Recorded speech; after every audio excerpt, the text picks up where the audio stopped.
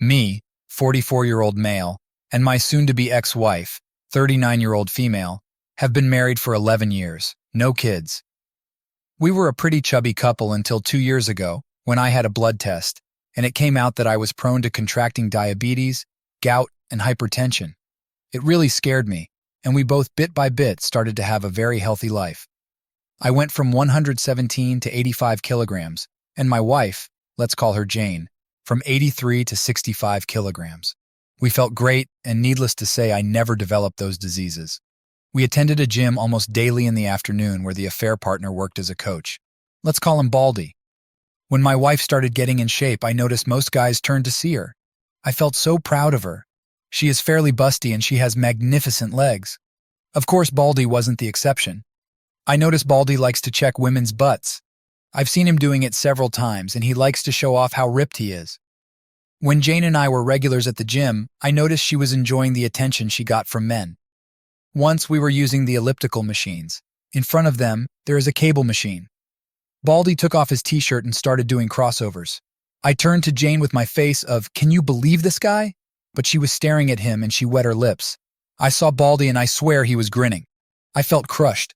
I was getting in shape, but I'm not as muscular and fit as he is. When we were driving home, I made a comment about Baldy showing off, and Jane said, "Really? I didn't notice." I told her, "You were staring."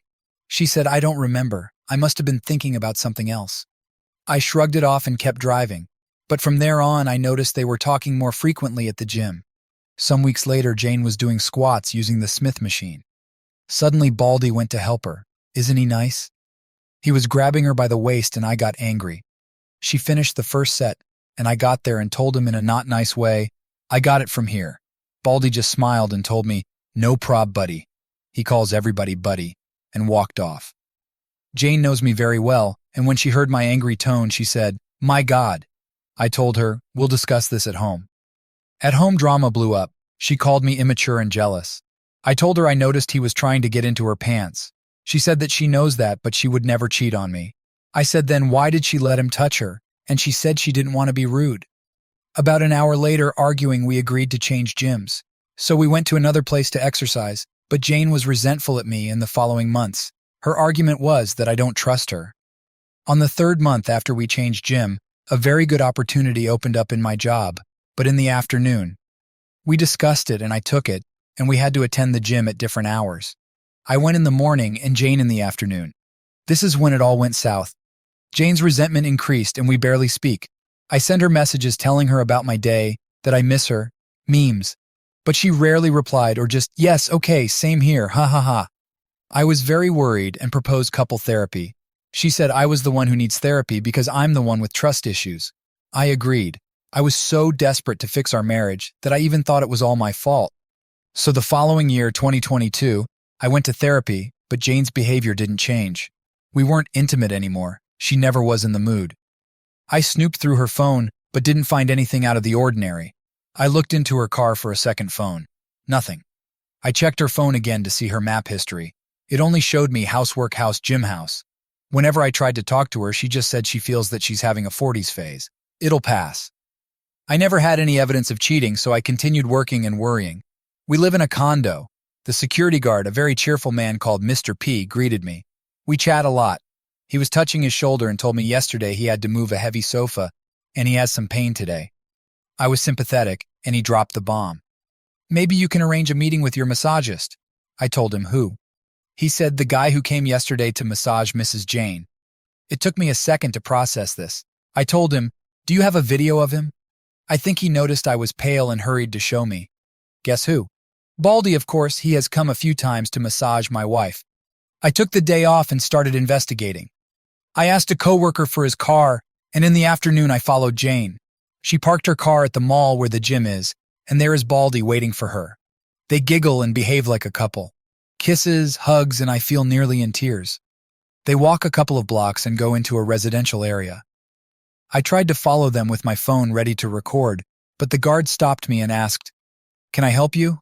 I just said, "What a nice couple, do you know them?" He said he thinks they are newlyweds, but can't tell me anything else. I called Jane, but she never answered. I went to her car in the mall and wondered why that place doesn't show on the map. I dial again, and I can hear her phone inside her car. That's why. I also found out Jane hasn't attended the gym in 8 months. I didn't know that the previous night was the last day I slept with Jane in the same bed. I returned the car and went home and called my parents. Fortunately, my dad answered and I told him everything. I was crying and he comforted me and told me to get evidence. Obviously, my marriage is over, and I need all I can gather while he'll contact one of his friends who is an excellent divorce lawyer. Jane called me when she saw the 2 missing calls. I just told her I was already at home and she told me, "I'm on my way from the gym. My butt is killing me." Yeah, I can guess.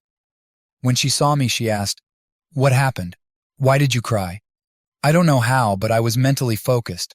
I smiled and told her I got the flu. That's why I left work early. "Don't come near me. It might be the bug. I'll be tested tomorrow. I'll sleep in the spare room."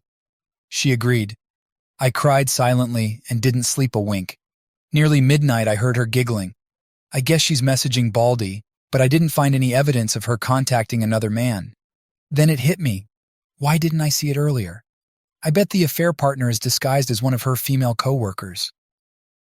In the morning, while Jane was in the shower, I took her phone and created a session on my laptop and put her phone back in the same place. We both can unlock our phones. The session works while the phone is close to my laptop or on the same Wi-Fi account. Then I saw it. Under a female name, the profile picture was a dumbbell. I entered and most of the conversations were deleted.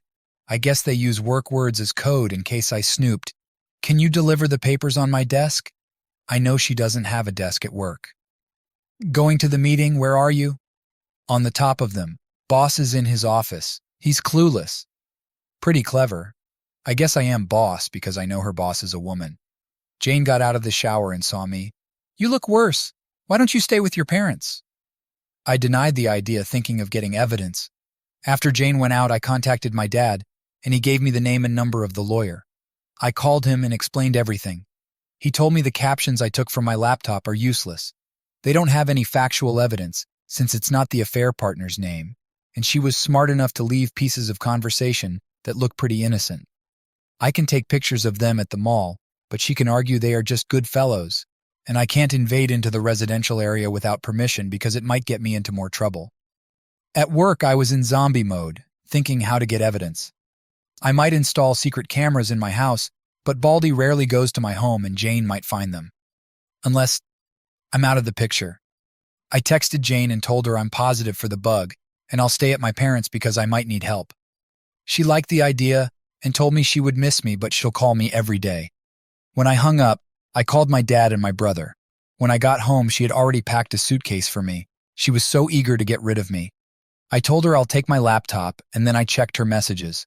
"Boss will be out of the office. Want to come to my desk?" She sent this message almost after I told her I was positive for the bug. "Good," she bit. We didn't have dinner, no kisses, no hugs. I noticed her watching her watch twice. From the door, I told her, "I'll miss you." I was expecting her to shut the door in my face, but she walked me to my car, and I was gone. My dad and brother were outside the building waiting for Baldy to appear, but he didn't show up. After half an hour, I thought, why did she walk me to my car? Of course, because Baldy was already inside the building waiting, perhaps inside her car. It would be very suspicious if her massagist came at this hour. I came back, hurried to my house, and entered silently. I heard music coming from the bedroom and the moaning. Next to the door there is a sofa. His and her clothes were on it. I put my phone to record and opened the bedroom door, and there she was, my wife, the love of my life for 11 years in all fours, and Baldy behind her. I got very good seconds of both of their faces when they saw me open the door. Jane screamed and covered herself with the blanket. Baldy went alpha male, immediately walking naked towards me. I took a shot of him doing raw my wife. He yelled aggressively at me, "Why don't you go for a walk, buddy?" I hit his throat with my hand opened. I saw this movement in the Mel Gibson movie Ransom. The next second, Baldy was coughing and gasping, kneeling on the floor. I yelled, "Get out of my house!" and kicked him out. I threw his clothes at him when my dad, brother, and Mr. P were arriving at my house. I told them, "I'll take it from here," and closed the door. Jane was still on the bed covering herself. She was trembling. I told her, "I have never hurt you, nor will I. Get dressed. I'll wait for you in the living room." While I was waiting, I sent the video to my lawyer and he answered, "I'm sorry for you, but jackpot." A few minutes later, Jane showed up. She couldn't look me in the eyes. I started recording the conversation. I asked why. She didn't answer. "Was I such an awful husband to you?" She started crying but didn't answer. "Do you love him?" She shook her head but no words. I stood up and hit the table. "Say something, Jane! Damn it!" She opened her eyes wide and started trembling again, like a puppy when it's scared. I have never yelled at her before. I sat and talked calmly. "My lawyer will contact you for the divorce. Get a lawyer." She finally spoke. "We can fix this." "Fix what? Our marriage was over since Baldy was in the picture and you chose him over me. It was a mistake." "No, it wasn't. It was a choice. You chose, and this is the consequence. What did you think would happen when I find out?" Silence again. "Go to your sisters and tell her the truth, or I will show her the video." She went to the bedroom and started packing. I followed her and watched. Since 2 days ago, I was trying to convince myself my wife is long gone. The person who I shared my house with is not my wife. But seeing her, putting her clothes inside the suitcase neatly, with her gracious movements and those little things I love of her hit me hard. I went to the spare room and started ugly crying. I heard when she closed the main door. She picked her clothes that were on the sofa. She made the bed where I caught them, and I dropped on the floor. Much later, I called my dad. He told me Baldy wanted to press charges, but Mr. P told him he didn't sign in, so he's trespassing. The condo can sue him. He dropped it and went out. My nosy brother pressed his ear on the door, and my dad took him from the other ear to his car. I was exhausted. The previous days, I didn't sleep well, so I almost passed out in the spare room. Next morning, my phone had a lot of Jane's messages apologizing and asking for a second chance. I just blocked her. My sister-in-law called me. Apparently, Jane hasn't told her what happened, just that we're fighting. I guess it's good my father-in-law is not alive to see Jane's behavior. She was the youngest and his favorite. Mother-in-law has senile dementia. All this happened a week ago. Next week, Jane is going to be served. It's been 12 days since D-Day. What have I been doing from there? Day 1 after discovery, Friday. I had a nice chat with Mr. P. He confessed he faked his shoulder pain. He just wanted to warn me about Baldy. Also, he told me a very nosy neighbor saw when I kicked Baldy naked from my apartment. Surely in a week, all condo will know my situation. My brother came to help me change the lock of the door. When he left, I felt so alone and cried a lot. I called my job to ask for a day off. At night, I spoke to my lawyer. He said he's making the divorce papers. He couldn't start until he had the evidence. So my divorce will be divorce by mutual consent. That's smoother than uncaused divorce, that's longer and pretty nasty. Also, he told me not to share the video. Jane will be served in 2 weeks. Sister-in-law called me, but I told her to ask Jane why we're divorcing. Day 2 after discovery, Saturday. Sister-in-law came and I showed her the video. I drove her home and saw Jane's car. When I got home, I still felt crushed and cried some more. Day 3 after discovery, Sunday. I visited my parents. My mom cried with me. She really loved Jane. My dad had a chat with me about my money, properties, and stuff. When I returned home, Mr. P told me Jane and Baldy showed up. I guess they're going to make their relationship public now that the cat is out of the bag. But strangely, they came at different times. Jane came in the morning. She parked her car and saw mine wasn't there. Tried to enter my house, but her key doesn't work anymore. Day 5 after discovery day, Tuesday. Had a meeting with my lawyer to review my assets.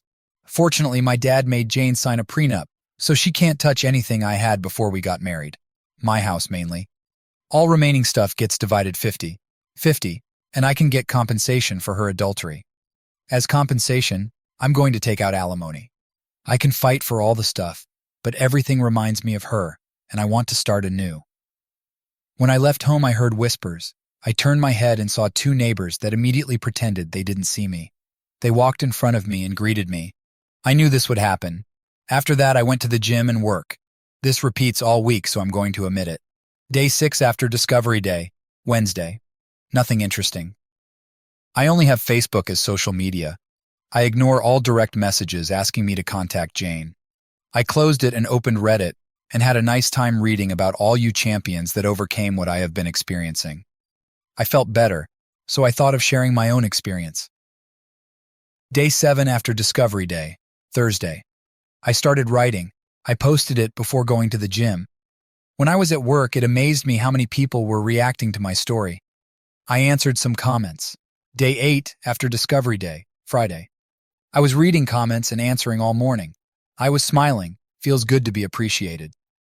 2 comments stuck in my mind that I didn't think about. 1. Report affair partner to my old gym. And 2. My home is tainted. I need a fresh start. So before I went to the gym, I looked for real estate agents to sell or rent my house. I'm not comfortable here anymore. I haven't entered my bedroom since Discovery Day. I've been sleeping in the spare room. I don't want to live like this. Day 9 after Discovery Day, Saturday. Since Jane would come and bother me, I decided to spend the day outside. She did come. Then she visited my parents and brother. They just texted me, Jane came.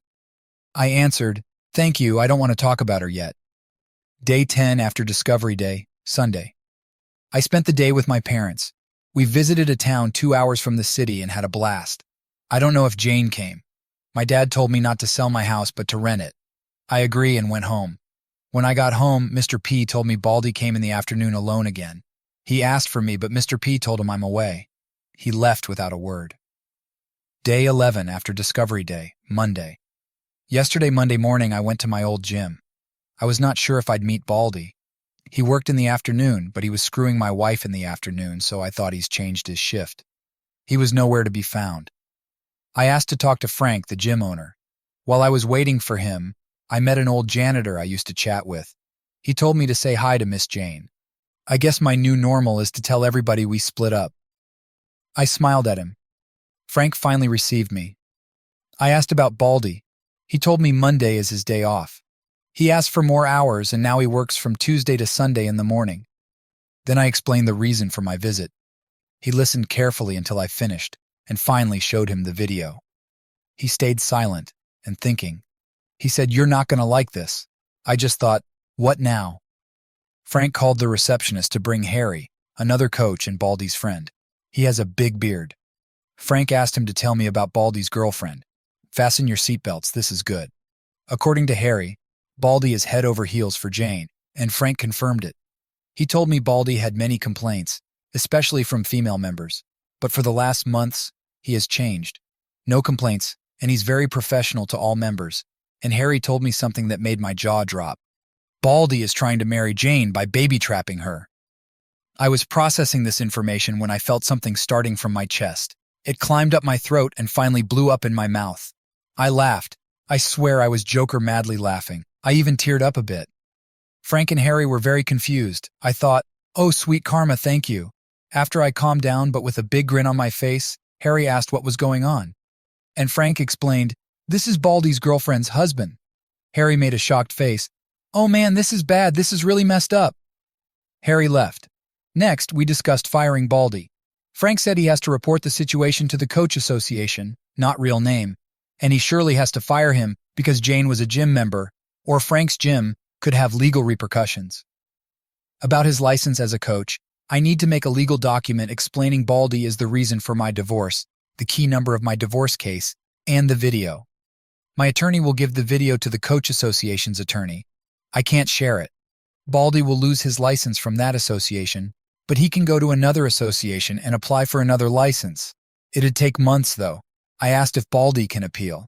Frank said he might, but it would be a waste of energy. The association does not tolerate such conduct. Also, he doesn't have the money to pay for somebody who represents him. That reminded me of the residential area where he entered with Jane. I thought Baldy was wealthy. Frank brought his face closer to me. What residential area? I showed on the Maps app. You tailed them to this place? I did, on Discovery Day -1.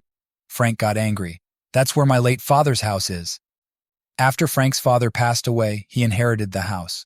All the equipment that's obsolete or needs repair goes to that house. He lent Baldy the key to go and keep some stuff occasionally, but he does not have permission to stay there. He surely has a copy of the key, and he might be living there illegally. He's going to investigate this further. It will be easy since there are tons of cameras in that place. I was leaving the gym when I heard, "Mr. Original Poster, Mr. Original Poster, wait." It was Harry. He told me he was sorry about what's happening. Baldy never told him who his girlfriend was. He just said that he met her at XX Mall. I thanked him and took a step towards the exit. He rushed, "Can you tell me what happened?" I told him pretty much what you heard. He was screwing my wife and now I'm divorcing her. Another step, "What will happen to Baldy?" "That depends on Frank and the coach association." I tried to take another step. "But how are you handling it?" "Okay, now this is strange." I stared at Harry and remembered Baldy went to my house twice. I said, "You called Baldy and he's on his way here, right? You are just buying time. Am I wrong?" He made a guilty face.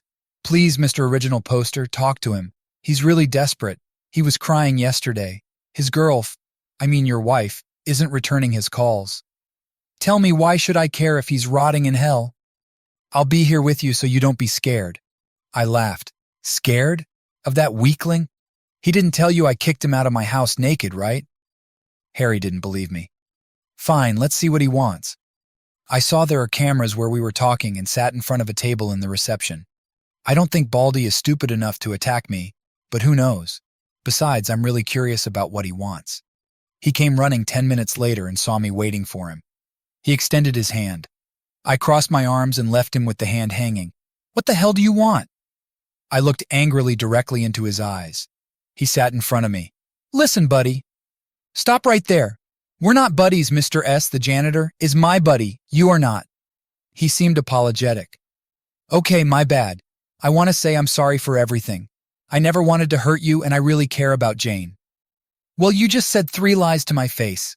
You are not sorry. You did mean to destroy my life and you just care about yourself." He changed from apologetic to annoyed. "Okay, whatever, man. Just tell me where Jane is." "Last time I saw her was when I kicked her cheating ass out of my house after I kicked you out naked." I know Harry was listening. Baldy's face changed color to red. "That was a cheap shot. I should sue you. As far as I know, you entered my home illegally and perhaps you were raping my wife. I have videos of you getting out, but you didn't sign in." He changed again. Okay, I'm sorry. Tell me what you want from me. Please tell Jane I need to speak to her." At that moment, Frank came in a rush. I guess he saw through the cameras that Baldy showed up. "Everything okay here?" "Everything is fine, Frank. I was just telling this sissy what I want." I stand up and talk close to Baldy's face. "What I want is what is coming for you, what you deserve, what the law has prepared for you. I want to crush your dreams just like you did with mine. You want kids? Guess what? You won't, and you will never have." Baldy said, "What's that supposed to—" But Frank asked him to see him in his office. Harry looked impressed. He grabbed Baldy's arm and pulled him. "Dude, you're in deep shit." I finally left. Day 12 after Discovery Day, Tuesday. I feel I am ready to face Jane now. I'm still grinning while I type this. "So how have you been? Do you remember I started therapy because Jane suggested I'm having trust issues? Turns out I don't have any. I'm one step away from becoming a very gullible person. But the therapist noticed I have a lot of insecurities due to my obesity. Since I remember, I was the chubby, nerdy guy at school. Never boyfriend, always best friend. I had my first girlfriend at 18, and she dumped me a week later for a better-looking guy. I went to an engineering high school, so ladies were few. My next relationship was in my 20s, with a very toxic girl who blamed me for everything, even for the rain. She really did a job on me, making me feel guilty for anything that pops into her mind. Later, I started working because my family had money problems, and I didn't have another relationship until I met Jane at university. The previous session to the last one with my therapist, we discussed my feelings about not having kids. She has helped me to get my priorities in order. Number 1, me and everything that covers myself, like physical, health, gym and eating well, intelligence, studying, learning, mental challenges, and soul, beliefs, moral ethics. Number 2, people who live with me, Jane. Number 3, family and friends. Number 4, work. Number 5, leisure and entertainment. Last session was about Jane. The therapist asked about my plans. I told her I will divorce Jane. She told me it is normal I'm in such distress because my priority too is crumbling. I will have to pass through similar stages of grieving death, denial, anger, bargaining, depression, and acceptance. I had to Google them because I forgot them. I am in the bargaining stage because I'm thinking a lot of what ifs, e.g., what if she really is remorseful? What if we're the golden couple who will survive an infidelity? But the reality is that I will never trust her ever again. It will kill me knowing she's at home alone doing God knows what when I'm at work. Torture for me. Depression is a dangerous stage in my case because it can lead me to gain weight again. I should stick to the gym and watch closely my diet. Hope this info helps people who are grieving. Now the update: I've been very busy. I applied for a promotion at work. I could have taken it a long time ago, but it demands lots of traveling. I feel it will help me heal to be away. Also, I've been looking for a new place to live and I found one small apartment perfect for me. I've already paid 3 months of rent in advance. I'll move as soon as possible. I haven't seen Jane since Discovery Day or Baldy since that Monday when I'm sure he was fired. On the bright side, one of my neighbors, a lady in her 50s, met me in the condo's elevator. She told me she hasn't seen Jane lately. I told her we're splitting apart, and then she happens to remember she's having a dinner, and her single niece is coming for a few days and I'm invited. It took me by surprise. Looks like I'm in the market again. My attorney told me Jane was going to be served last Friday, but we had some festivities in my country, so she was served last Sunday morning at my in-laws' home. The following Monday, somebody, Jane I guess, slid a letter under my door. 3 sheets back and front from Jane, mainly explaining about what led her to cheat. Here we'll introduce the second villainess in the story. A coworker will call her Flirty. I've met her sometimes at Jane's work events, like Christmas or anniversary celebrations. She's really thin, almost skinny, and usually wears a lot of makeup. Also, she thinks every man wants to sleep with her. One time she told Jane I was staring at her. I did once, because I could see her ribs, and I thought she was unhealthily thin. Anyway, according to Jane's letter, when she lost weight, Flirty approached her because she wanted them to be best friends, since they are the 2 hotties at work. That's when the brainwash started. Flirty made her think she deserves a better man. She's entitled to. She told her I was a pathetic man that will try to own her now that she's hot. When the incident with the Smith machine happened, Flirty said to Jane, "CC, didn't I tell you? He wants to be your owner more than your husband." Jane bought it, and due to Flirty's manipulation, she was resentful to me for months. When we attended the gym at different times, Jane met Baldy accidentally at the mall, and he approached her. She confessed she had a crush on a guy similar to Baldy before I met her. She never told me that before. They went for a bite and they both flirted. Jane showed Flirty Baldy's picture from Facebook, and she told her she'll be a dumb bitch if she didn't fuck him. Besides, her pathetic husband, me, doesn't compare with that Greek god. She had the opportunity, she was eager to, so she did. Baldy took her to his house that coincidentally is close to the mall, where they ran into each other. So she doesn't know that's Frank's dad's home. All this happened 9 months ago. Flirty is a professional cheater. She told Jane how to cover her tracks, the work words code, to hide Baldy's contact, and to hide her map tracking history. She even told her that changing her phone password is stupid, because I'll immediately suspect. Jane noticed Baldy hated when she talked about me, and as punishment, he made hickeys on her body. Now I remember she started using pajamas to sleep because it was cold. He used to trash me, but she never played along. Meanwhile, Flirty used to tell her that she's entitled to this romance, and I deserve being cheated on because I'm a beta. During those months, she says she liked the feeling of danger. The thrill and the sex with Baldy was good, but it also hurt her seeing me struggle trying to be a better husband and knowing she was the reason for my pain. It was easier to ignore me and continue with the pleasure Baldy gave her. Discovery Day arrives. I completely blindsided her. She thought I was clueless. I'm going to write this part just like she wrote it. I was in shock, and I covered myself with the blanket by pure instinct. When I reacted, I saw you pushing and kicking Baldy out of the room and the house. When I heard you closing the door and coming back, I didn't know what to say. I have never seen you this angry before. Then you said, I have never hurt you, nor will I. Years we've known each other, you have never hurt me, not even when we found out that it's my fault that we can't have children. After that, she heard me crying in the spare room. She wanted to comfort me, but how could she? In the main door, we have a mirror to check ourselves before going out. She looked at herself, but she couldn't bear the look. When she entered her car, she cried and told herself, "What have I done?" Baldy called her that night, but she blocked him. She arrived at her sister-in-law's house at about midnight, 2 hours later after the drama. Her house is around 40 minutes from mine. She was scared of telling her sister-in-law what happened because she's older, and she has a very strong character. The next day, she told Flirty what had happened. Flirty told her she should be happy that she got rid of me. I'm going to copy this part too. J. And then what? F. Babe, you are free. You can have sex with Baldy or any guy you want. The next day is when I showed my sister-in-law the video. Jane was babysitting my sister-in-law's twins. After I drove her home, my sister-in-law asked Jane to help her go do some errands, just the two of them. That was a lie. They parked at a park and she demanded to know what was happening in her head to cheat on me.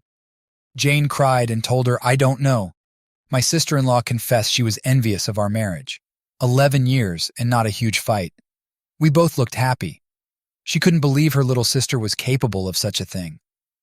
Jane was there for my sister-in-law when her ex-husband left her for another woman. Jane asked her not to kick her out, but my sister-in-law told her she can stay. After all, that house belongs to both of them, but she let her know she's very disappointed, and she will side with me if I ever need her help. Jane understood. The next Sunday, Jane came to apologize, but I was not home. When she received my attorney's card, she called and my attorney confirmed I hired him. She knew I was really going to divorce her, so she went to her new home and wrote a confession and sent it to everybody we both know. I started receiving messages and phone calls the following week, but I didn't want to read or answer. Now I've read some of the direct messages, and it is what she said. Most of them want to comfort me. One of her cousins said it takes guts to confess, so I should give her a try. The following week, she tried to distract herself with work, but it seems everybody now knows she cheated. If you are unfaithful, in my country, people see you as an easy woman. So female coworkers don't talk to her, particularly Flirty, and male coworkers are annoyingly friendly to her. She asked to be relocated, but it'll take months, so she quit her job the following Friday. She has a good amount of savings. We had our finances separated, and since I was the big earner, I paid for almost everything. The next day she was looking for me, in her words, to beg me to take her back. She came here, but when she saw I wasn't home, she went to my parents. My dad refused to speak to her, but my mom was sympathetic and told her that she's sorry about all this. But her son, me, is really hurt and asked them not to talk about her anymore. Jane understood, but then went to my brothers. He told her, original poster is not here and frankly I don't want to talk to you, and closed the door in front of her face. She came back to her new house very sad. All last week she has been reflecting on her actions, and she's been really depressed realizing how much damage she has done to our relationship, to her family, and mine. And all for meaningless pleasure coming from a douchebag that, in her words, believes vaccines are just a pharmacy scam and believes in astrology. Yeah, Baldy is heavily tattooed. He has a Taurus sign on his arm. My sister-in-law suggested she go to therapy. I don't blame her. If my brother were in the same situation, I'd be very disappointed, but I'd try to make him realize what is wrong with him. She finally went to therapy, and her therapist suggested writing me this letter and coming clean to me. So she says all written in the letter is true. She swears on her life if I take her back, there will be no spouse in the history of humanity more grateful, loyal, and honest than her. She suggests total access to her social media. That I already had. She will always answer my calls no matter the situation and never have friends that I don't approve of. There are more things about family and friends that I don't think it's important to share. Besides, it needs a lot of context. Finally, she pleads to meet me and let her apologize properly to my face. In her words, sorry doesn't start to describe what I'm feeling right now. What do I think of this letter? The things I can confirm are that she hasn't contacted Baldy until that Monday when he was fired and she confessed to family and friends. The rest could be partially true. Also, I am sure it's been sweetened. For example, she does not mention when she called me jealous and immature. She does not mention letting Baldy do her raw, and she let him finish inside. She can give me all her passwords, but she lied to my face and gaslit me for 9 months, according to her, and she was very good at it. Besides, I don't want to be her jailer. As I said, I will never trust her ever again. Whenever I see her face, I'll also see Baldy's nape in front of her. I will not be her second option, nor will I be a doormat. I haven't replied yet, but I think I'll see her next weekend. It's been some very rough days. For those who want to know, I did meet Jane. No, I didn't answer her letter. It was by a dumb mistake I made. I'll explain. A few days after my last post, I had an anxiety attack due to the stress I had bottled up, according to my therapist. My life had a 180-degree change and my mind hadn't had time to adjust. It was my first time having this kind of episode. I thought I was having a stroke. Tachycardia, sweating, and panic clouded my judgment. My coworkers dialed emergency and an ambulance came for me. If I hadn't been so scared, I'd have enjoyed the ride. I was so very sure at any moment I'd croak. The paramedic repeated to me, "Mister, you are having a panic attack. Everything is going to be fine." I tried to focus on his words, but I couldn't. My only thoughts were, I'm going to die. At the hospital, they sedated me and I started to feel better and sleepy. I could answer questions. The doctor asked for my name, my age, what day it was. I could answer correctly until I passed out. When I woke up, guess who was next to me? Jane. I forgot to take out her name and number from my emergency contact. I was very confused due to the drugs. I smiled at her and said, "Jane."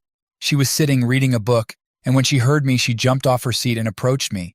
She had tears in her eyes and told me, "Hello, my love, you really scared us." That's when everything came back to me. I stopped smiling and asked, "What are you doing here?" I tried to sit, but my body felt numb and clumsy.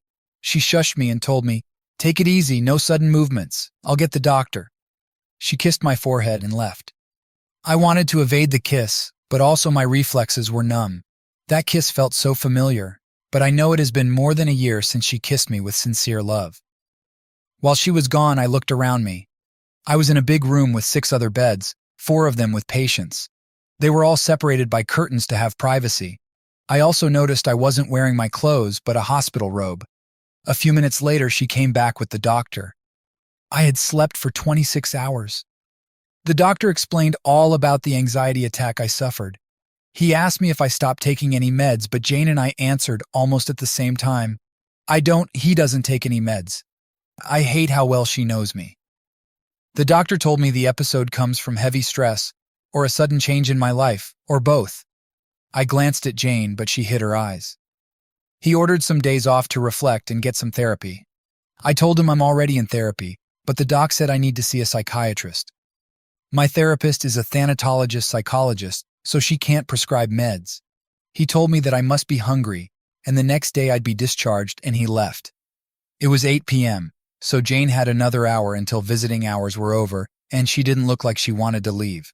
It felt awkward, and that feeling leads me to chatter like an idiot, so I asked, "You said you scared us. Who are us?" She smiled. I bet she knew I couldn't resist talking. "Your parents and me, they were here in the morning. Did they leave?" "Yes, they're expecting my call. I'll talk to them tomorrow. You can leave. I want to sleep." "But your dinner is almost here." When the doctor mentioned I must be hungry, my stomach grumbled. I didn't eat a thing for 26 hours.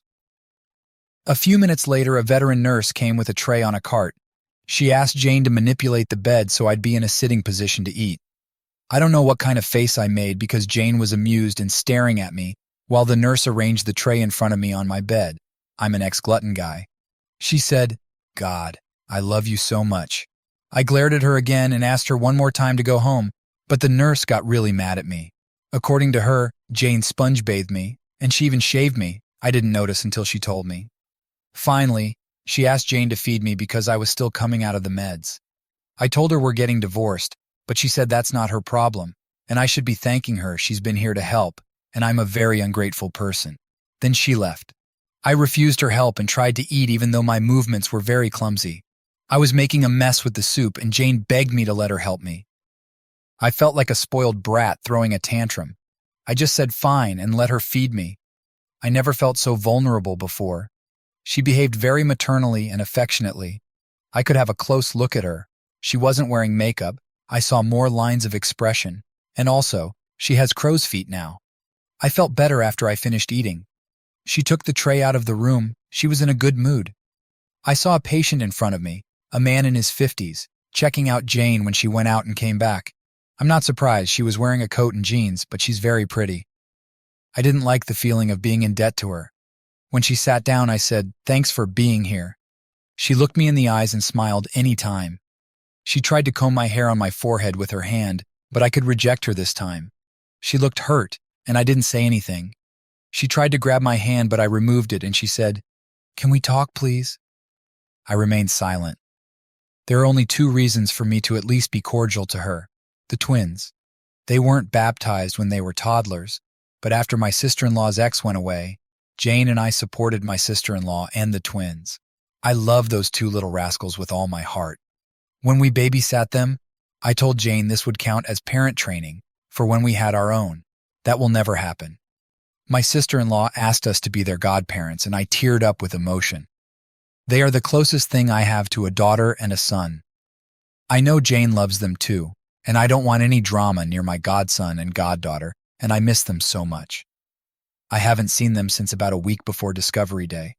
Also, I haven't spoken to them because I was avoiding Jane. So I told her, okay, let's talk.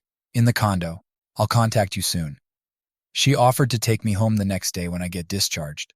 I told her no, I'll ask my parents to come for me and I'll see her again in the condo. I wanted to talk to my parents. She noticed I was looking for my clothes. She opened a cabinet next to my bed and gave me my phone. I looked at her suspiciously, and she made her guilty face again, meaning, I am sure she snooped through my phone and she admitted it. We didn't utter a word. That's the language we developed by being married for 11 years. I don't care if she snooped. I have nothing to hide. I texted my parents and they called almost immediately. While I was talking to them, the same old nurse told Jane visiting hours were over. She wanted to say goodbye, but I ignored her. She whispered in my ear, I know you keep your word. I'll wait for you to contact me. I love you. She kissed my hair and left. I do keep my word. My father always told me, a man is worth as much as his word. I asked my parents if they knew what happened after I passed out. According to them, one of my coworkers showed up in the hospital to give information about my medical insurance. That's when the staff saw the emergency contact, and they called Jane. My sister-in-law contacted them after the hospital called. When Jane came, she met my coworker, and he left. Jane was waiting for the doctor assigned to me when my parents arrived. My dad was very cordial to her and asked what she knew. After a while waiting, a nurse called out relatives of patient original poster. They stood up and the nurse guided them to the doctor. They've already tested my blood and told them I'm physically healthy. My anxiety attack stems from a psychological aspect. The doctor asked for Jane to see me because she's the emergency contact. She promised my parents to call them after seeing me. When she came back, she was surprised my parents were still there waiting. She gave them a ride to their home while she told them she helped the nurses to undress me and put the hospital robe on. They didn't talk about our divorce. My parents thanked her for the ride and agreed to visit in the morning, and she'd switch in the afternoon around 1 p.m.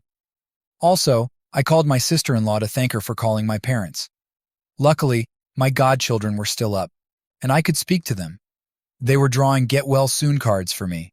I promised to visit next weekend. The next day, it was Thursday, I was discharged from the hospital. My parents took me to my new home. A week before my panic attack, I started moving to my new place. I took my personal belongings. Everything else will stay in the condo. I'll rent it as fully furnished. Luckily, there are 3 universities nearby. I know there are students who would kill for a place like mine. I've already bought the basic furniture. A refrigerator, a stove. I have to learn to cook my meals from now on. A bed, a table with chairs and a desk. Cleaning tools. I felt thrilled for the first time. I can call this little apartment my own place. I bought a nice warm jacket for Mr. P. I gave it to him, thanked him for his help, and told him I'll visit from time to time. I didn't attend my neighbor's dinner. I don't feel like dating yet. I think I need more therapy and to do some more healing. At my new home, I reflected about my goals meeting Jane. I concluded I need closure, to understand her actions, make her understand there is no possible reconciliation, and end up things amicably. I'll divorce her and move on, but I don't want to lose my in-laws, my sweet and incoherent mother-in-law, my stubborn and strong sister-in-law, and her twins who I love. I don't want to miss their birthdays and future achievements. I want to be at least cordial to Jane. At work, my boss gave me 5 days off starting the next week. I didn't want to stay in, so I went to the beach. It really helped me to be away from everything and rest. I realized I do love my wife, but the chubby one. The one who got excited when Pizza Fridays arrived. The one who I married 11 years ago. The one who supported my dreams and hopes. The one who hugged me when life got rough. I don't know what happened to her. Did vanity kill her? Horniness? No idea. But I loved my wife deeply, and the one who betrayed me is not my wife. Finally, I saw my godchildren. My sister-in-law took them to a park, and I met them there. The four of us had a great day. Last weekend I met Jane. It was pretty much as I expected, pleading and lots of crying on both sides. Surprisingly, she didn't blame me. She admitted it was all on her. When she snooped through my phone, she saw I moved from the condo, my Reddit posts, so she knows everything I know, and more important to her, that I'm not dating. Before the meeting, I had another session with my therapist and discussed my anxiety attack and the talk I'll have with Jane. She told me the best way to move on is by following the next steps. 1. Hit rock bottom. 2. Identify and take control of your emotions. 3. Focus on self-improvement. 4. Take a break, literally. 5. Be constructive. Most of you champions told me to keep my emotions in check. I'm sure I'll get angry, sad, anxious. I mustn't let it cloud my words and judgment. Also, I'm prone to have another anxiety episode. My therapist mentioned some breathing techniques that really helped me. Let's move to last Saturday. I asked Mr. P to check if she's alone. She came on time, alone and stunning. New short dress, high heels, that she hates but she knows I like her wearing them. I won't lie, my heart skipped a beat. She smiled at me when I opened the door, like she was so happy to see me. I remained calm and expressionless. She opened her arms expecting a hug, but I made her a sign inviting her to come in. I offered tea. She loves chamomile tea. She accepted and I made myself a coffee. We sat in front of each other, the table in the middle. I took out my phone and started recording. I tried to write word by word and using boxing references, but it's too long and crude, so I gave up. I'll give you a summary. After some dumb chit-chat, she made me feel awkward again. She told me she's read my post and the waterworks began. She said the Jane who made me suffer is gone now. She says that the thing called affair fog is real, and she can't believe what she did to me. I told her, then you know I think your letter has been sugar-coated. She said all she wrote is true, but I mentioned I think it is bullshit that Flirty brainwashed her. She's 10 times smarter than that whore. I demanded her to tell me the truth. She went silent and I raised my voice. No, Jane, you are not allowed to be silent again. I had to breathe because I was getting angry. You have to come clean to me right now. I know more than what you wrote in your letter. Sadly, she admitted she wanted to fuck Baldy. She admitted she loved the attention she was receiving, and when she saw Baldy devouring her with his eyes, she felt thrilled and aroused. She confessed it began before the elliptical machines incident about a week before when I was changing clothes in the showers and she was waiting for me outside. Baldy chatted with her, and he was flirty, and she couldn't believe he'd come on to her. She cried when she told me this. I asked, is that what it takes for you to throw your morals and ethics away? A strong body and a bird brain? From that moment, I refer to Baldy as bird brain. She said she was really stupid and selfish and that she took me for granted, but she assures me that this was only physical, never emotional. She swears she never said to him, I love you, and I am the only owner of her heart and her body. I breathed and regained some composure. I told her, it's been about 3 months since we had sex and last time I could tell you weren't into it. I bet you were longing for bird brain. She says that's not true because according to her, she can't bear a life without me. I said, I don't believe you. You had a good income. You could easily sustain a decent life with bird brain. She repeated, she doesn't love him, and he was just a toy. I called bullshit one more time and reminded her when I saw them in the mall. I'm gonna copy this part. Original poster. I saw you at the mall, with him, hugging, kissing like when we were engaged. She was fidgeting VDJ. I'm so sorry. Original poster. Tell me the truth. You do love him. She shook her head. I liked how people stared at us, but I don't love him. Original poster. Seems like you were the perfect couple, which would never happen with us, right? You loved the attention which you would never have with a person like me. Jane, please don't say that. Original poster. Why not? It's true. It is. I don't perceive myself as an attractive man. I'm the kind of guy anybody wouldn't look twice at. Jane, no, you are the man of my dreams. I only want to be with you. Original poster. If you love me so much, then why cheating? What did he give you that I didn't? She couldn't answer the question. I repeated it, and she covered her face with her hands and finally admitted she considers Birdbrain's body more attractive than mine. Another jab. It was something I expected, but damn, it hurt.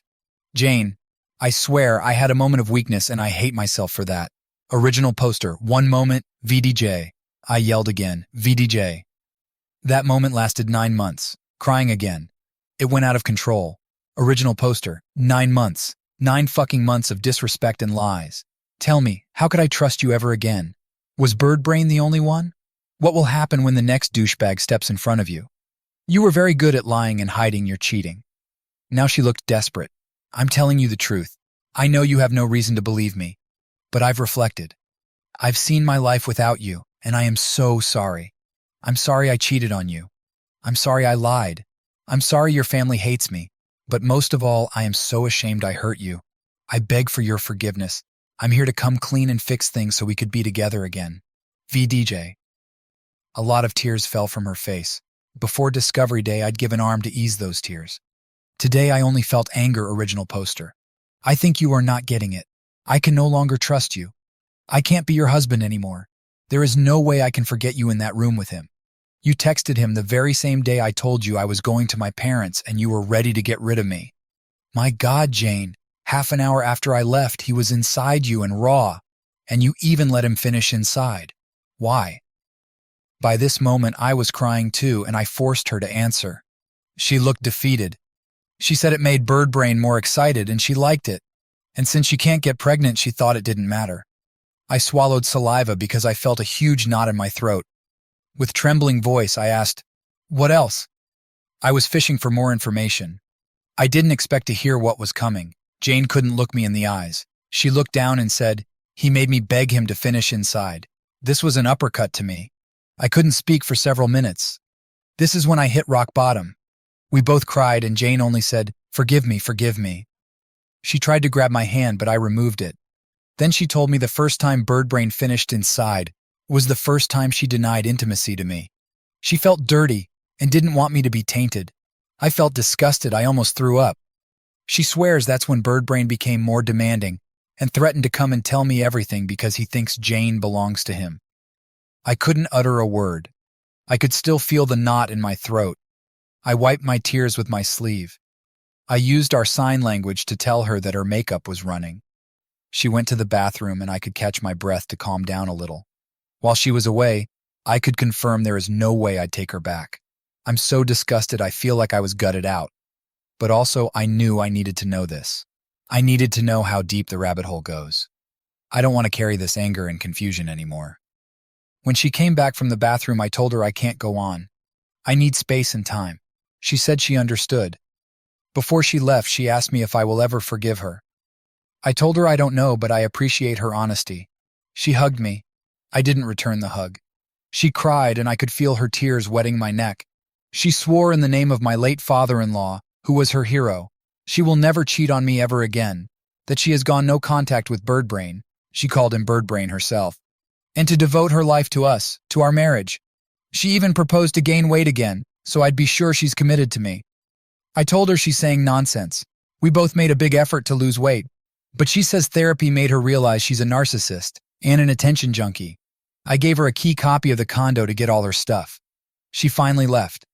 I thought I'd cry a lot, but strangely I had a feeling of relief. It feels like my mind is telling me, now you can move on. I lay down and reflected a lot. I even skipped a meal. In my mind, I finally accepted the love of my life is gone. I guess I got my closure.